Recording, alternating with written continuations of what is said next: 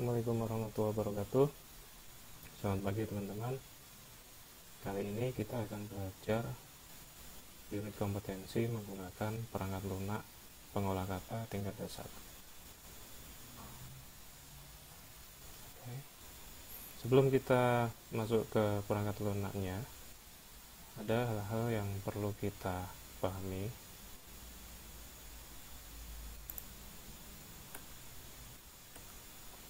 Yang pertama, pengertian perangkat lunak pengolah kata, yaitu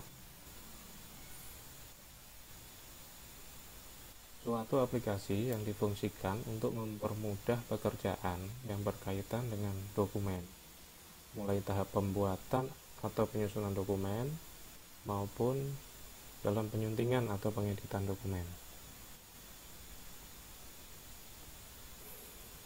Fungsinya apa? Yaitu fungsi perangkat lunak pengolah kata yaitu bisa digunakan untuk membuat dokumen berupa 1. Naskah laporan, 2. Proposal, 3. Artikel, 4. Brosur,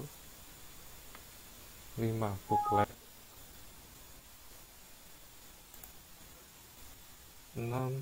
Karya tulis, 7. Surat menyurat, 8. Kolom koran, 9. Mail match, dan lain-lain.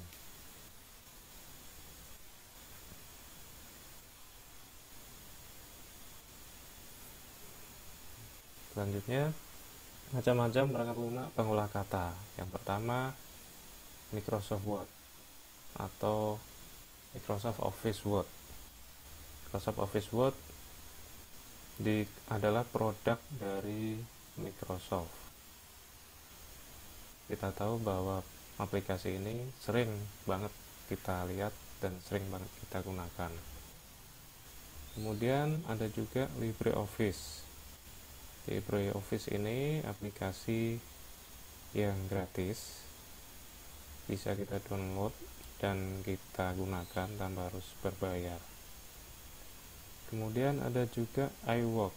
iWork ini aplikasi Office yang biasa digunakan di Mac OS. Kemudian ada Google Doc. Google Doc juga aplikasi Office berbasis online.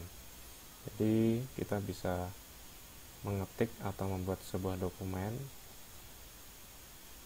dan bisa dikerjakan secara online tanpa harus menginstal aplikasinya di komputer.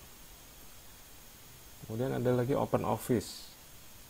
OpenOffice juga free ya, jadi sama seperti LibreOffice, kita bisa download dan kita bisa pakai tanpa harus berbayar. Dan tentunya ada aplikasi lain selain 5 ini, tapi yang paling populer adalah 5 ini. Oke, selanjutnya adalah produk-produk apa yang bisa kita buat dari piranti lunak pengolah kata. Kita lihat ya, yang pertama kita bisa membuat surat pengantar.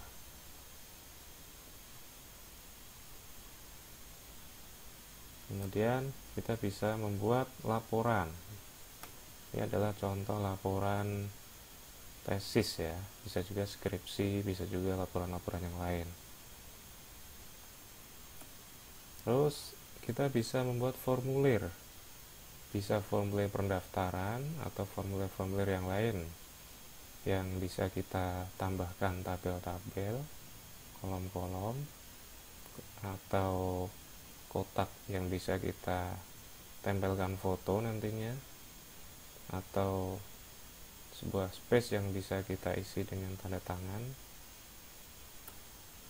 Kemudian produk yang lainnya, kita bisa membuat brosur dari Office Word ini atau dari piranti lunak pengolah kata ini. Tidak hanya dengan aplikasi desain ya, misalnya Adobe Photoshop atau CorelDRAW tuh, tapi dengan piranti lunak pengolah kata pun kita bisa membuat brosur. Kemudian booklet, kita bisa membuat buku menggunakan perangkat lunak pengolah kata. Ada lagi, kita bisa membuat kop surat yang ada logonya, yang ada tulisannya, ada garisnya. Kemudian kita bisa membuat surat juga. Oh maaf, ini contoh surat lamaran kerja. Kita bisa membuatnya dengan perangkat lunak pengolah kata. Kemudian kita juga bisa membuat CV. Di perangkat lunak pengolah kata ada template untuk membuat CV juga, seperti ini nanti hasilnya. Dan tentunya masih banyak lagi yang lain, tergantung kreativitas kita. Itu aja teman-teman, kita lanjut ke video selanjutnya. Terima kasih.